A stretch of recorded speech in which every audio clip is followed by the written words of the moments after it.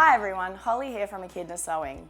How frustrating can it be when you go to check your finished embroidery only to find bobbin thread poking through the top? You can spend hours guessing your way through fixing your tensions, only to get nowhere. Today I'm going to show you how to use the Towa Tension Gauge to set your needle and bobbin tension on your multi-needle machines. This handy little tool will take the guesswork out of setting your tensions and save you hours of time. The Towa gauge comes with the L-style adapter preloaded. This adapter is what we'll be using today. However, if you need to take the adapter out, it's secured in with this little latch. I use a flathead driver just to push it in and pop it out, just like that. So to turn the gauge on, we just hold the on-off button down for a couple of seconds till it powers up.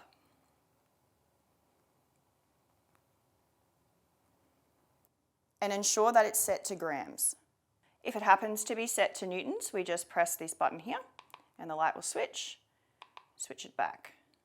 It's as easy as that. So when inserting the bobbin into the bobbin case, you want the thread coming off to the right, as you can see here. So inserting it in, you can see here the slit, so we want the thread just to come in there and pulling under the tension spring, and making sure that the bobbin pulls freely. So just looking at your bobbin case, you'll see the bobbin lever. So this bobbin lever needs to come into contact and stay on the left side of the locator post of the adapter. So when you're putting it in, press it down and you'll hear a click. You know it's secure. Then you can go on to threading it up.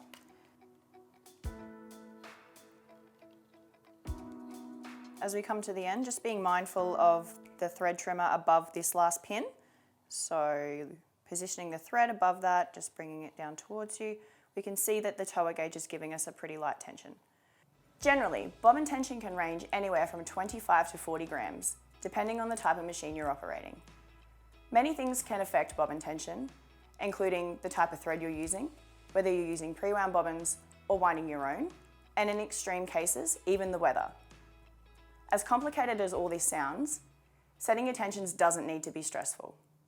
So now, we'll take a look at how to set your bobbin tension. Just turning the tension gauge on its side, you can see the cutout here. Just looking in, you can see your tension screw. So it's the flathead screw. So we'll take our small flathead driver and apply the old rule of lefty-loosey, righty-tighty. So we'll give the screw a turn to the right. A quarter turn here would be enough. Then it's just a matter of threading the gauge up again and testing your tension. Got around 35 grams, which will be fine. Remembering, as long as your tension pulls between that 25 to 40 gram range, your machine should perform well. How often have you wondered what you're meant to do with your needle tension? Have you thought, I'll just turn the tension dial and hope something happens? Let's take a look at how to use the Towa gauge to set your needle tension on your multi-needle machine. The method I'll be demonstrating here today will apply to most multi-needle machines. A general rule of thumb when thinking about needle tension is to set it to at least twice your bobbin tension. However, bigger commercial machines can sometimes require your needle tension to pull anywhere up to 100 grams. Let's thread the gauge up and get a read of our top tension. So first step, we just pull the thread out of the eye of the needle, but keeping it behind the thread guide here. So just following this thread path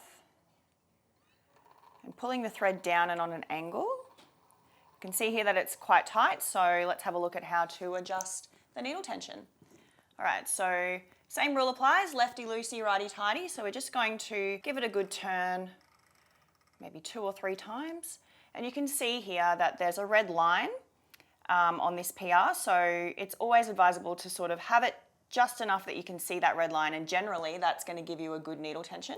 So we'll just give it another test here. So following the same thread path as before. You can probably give it another turn. All right. So it's pulling around mid-70s, and that's really good for this machine. So that's how you adjust your needle tension. Remember, tension is not an exact science. You may find that you get different tensions from different coloured threads, and your tensions may vary across all your needles. This is totally normal. The information in this video is just a general guide, and if you follow my suggestions, you'll almost always get great embroidery. Thanks for watching along, and best of luck on your embroidery adventures.